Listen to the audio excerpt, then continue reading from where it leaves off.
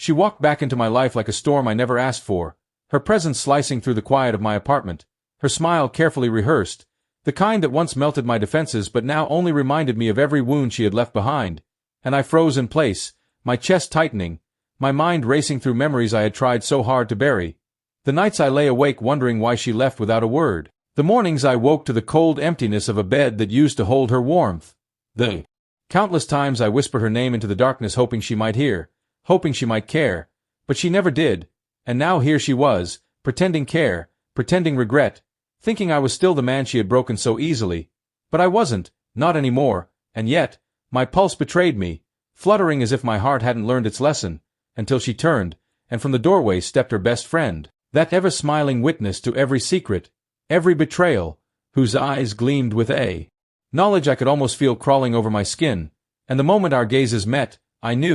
I finally knew what I had suspected all along but never dared confront. Everything she had ever said, every excuse, every gentle word that once seemed sincere, had been a mask, a carefully constructed illusion, and now, in the cruel light of reality, the mask slipped, revealing the jagged truth, the full extent of the lies that had silently chipped away at my heart for years. And I felt the world tilt, the air thickening, as if the room itself conspired to suffocate me with the weight of her deception, and she watched, expecting the same longing, the same heartbreak she had grown accustomed to. But I didn't move toward her, I didn't speak, I only stared, my chest aching, my mind a storm of betrayal, because the truth was sharper than any blade I could imagine, and I realized then that love, or what I thought was love, had been nothing but a trap I willingly walked into, and now I was free, not by choice, but by the revelation of her true colors. Yet freedom felt hollow, hollow as the echo of her laughter that once made me feel alive,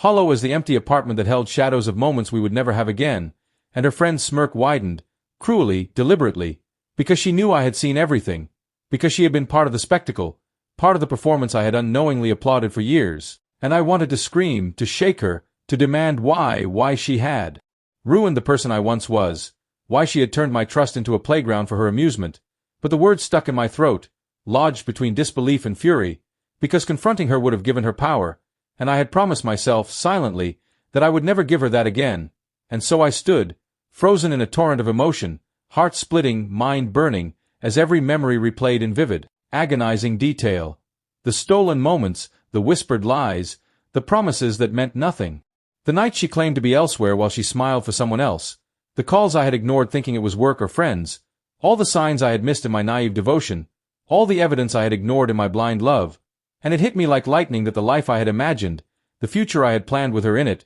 was nothing but a mirage, a cruel joke she had played, and my chest ached, my eyes burned. But amidst the wreckage of my own heart, a strange clarity formed, the kind that only betrayal can forge, and I understood that leaving her in the dust of her own deception was not cruelty but justice, the only justice I could exact without stooping to her level, and so I stepped forward, slowly, deliberately, feeling the sharp sting of every heartbeat as I moved past her, past the woman who had once claimed my love as her own, past the friend whose smirk would forever haunt me as the witness to my naivety, and I didn't turn back, not once, not even when she whispered my name, her voice trembling, her eyes wide with the panic of realizing she had miscalculated, the misjudgment of assuming I would still belong to her memory, the mistake of thinking that I could ever forgive, and as I opened the door to step into the night, the cold air rushed in, cutting through the heat of my pain, and I felt the finality of it, the irrevocable truth that some returns are not for reconciliation but for revelation, and she stood there,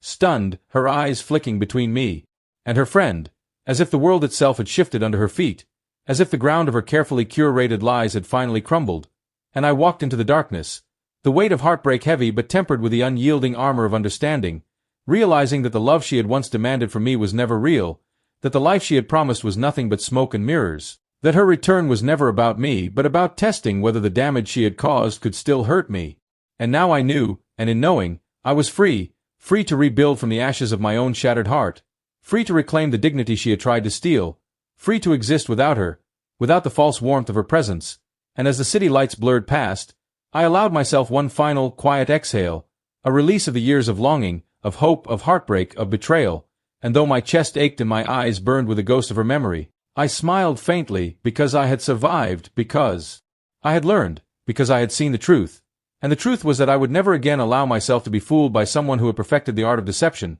that I would walk forward carrying the lessons of pain and the unbreakable resolve that love is never given to those who do not honor it, that betrayal, no matter how deeply it cuts, cannot define me, and so I continued, my steps echoing on the empty streets, the night embracing me, the weight of her absence a testament to my survival, to the final, unshakable reality that some people return only to witness the consequences of their own lies, and I had seen everything, and in seeing, I had finally, painfully, undeniably, truly let her go.